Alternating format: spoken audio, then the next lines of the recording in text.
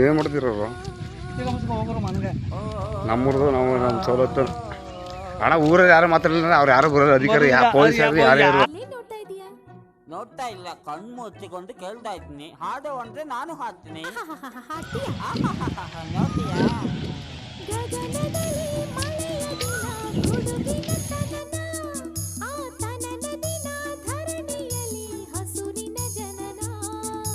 ಗಗನ ಘನ ಗುಡುಗು ದಿನ